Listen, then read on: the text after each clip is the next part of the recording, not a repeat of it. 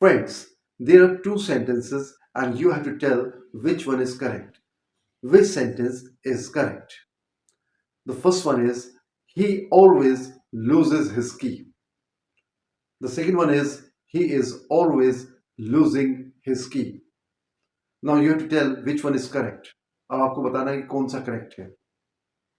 Well, they are actually both correct. दोनों ही सही है, बिल्कुल सही है. But the one which is in present continuous tense has a much stronger message. Before I tell you when and where to use it, what is the difference between these two sentences, I would like to welcome all my friends to my channel English with Ritesh Punia.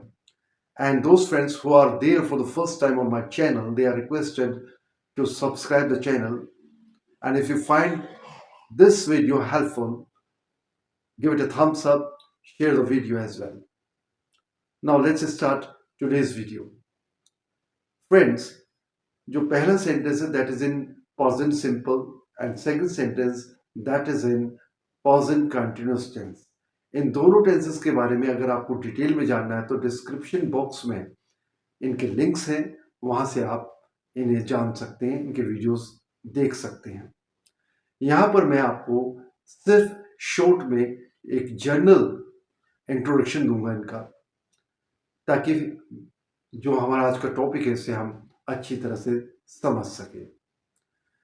देखिए, जब हम बात करते हैं simple tense की, इसमें होता क्या है, सबसे पहले होता है subject. Subject means I, you, we, they, he, she, it या कोई भी नाउन. फिर इसके बाद आता है एक्शन या वर्ब. वर्ब की अलग अलग फॉर्म हो सकती है, जैसे कि प्रेजेंट टेंस में है तो वर्ब की फर्स्ट फॉर्म होगी, पास्ट टेंस है तो वर्ब की सेकंड फॉर्म होगी, और फ्यूचर है तो वर्ब की फिर से फर्स्ट फॉर्म होगी, लेकिन वहां विल का यूज होगा. अब जैसे एग्जांपल लीजिए, I eat, present simple. She went, past simple. He will play, future simple.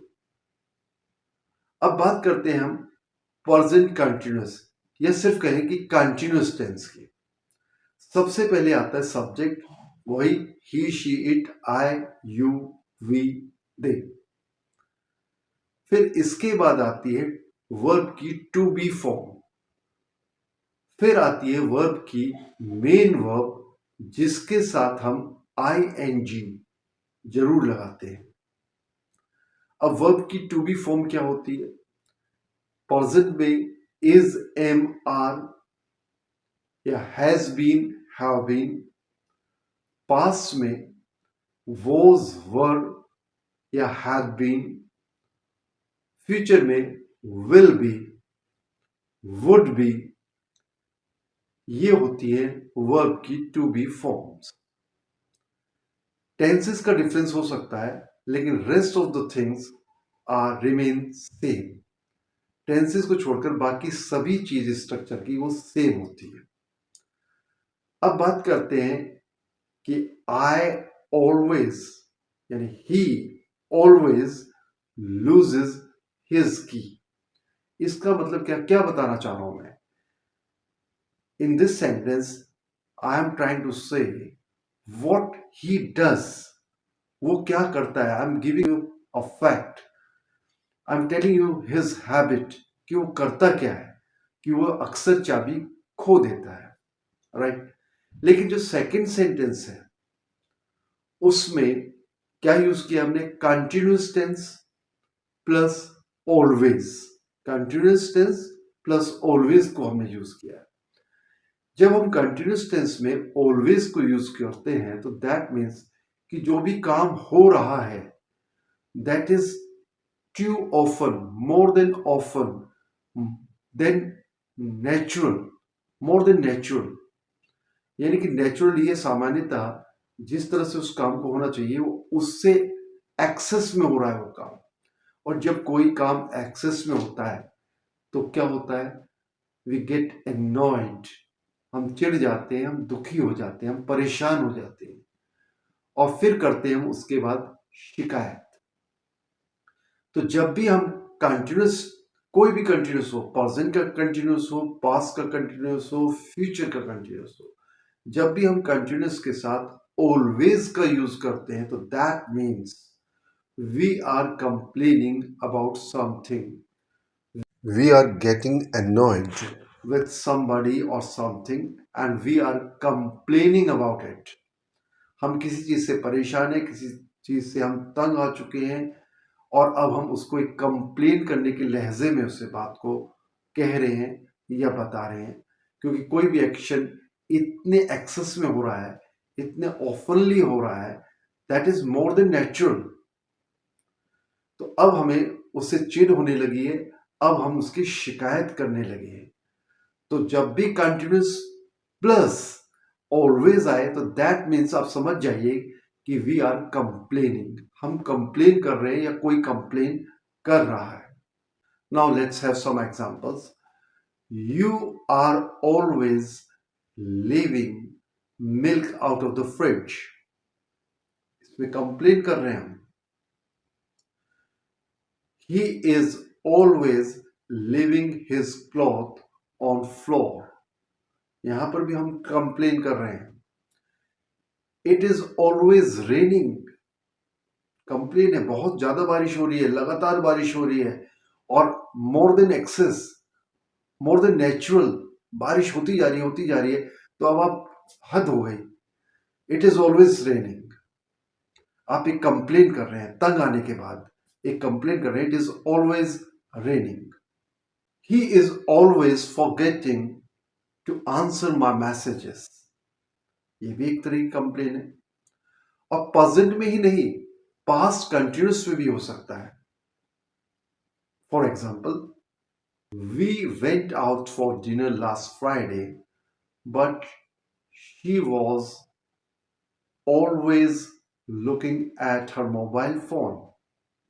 If we go out again, I'm sure she will always be looking at her phone.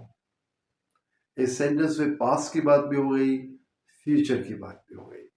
अब कुछ और examples ले लेते हैं ताकि और अच्छी तरह से ये कंप्लेन जो कंटिन्यूस प्लस ऑलवेज के साथ है इसे आप समझ सके। लेट अस सपोज आपके घर में आपका बेटा है या बेटी है और वो हमेशा टीवी देखते रहते हैं, सुबह शाम दोपहर हर वक्त।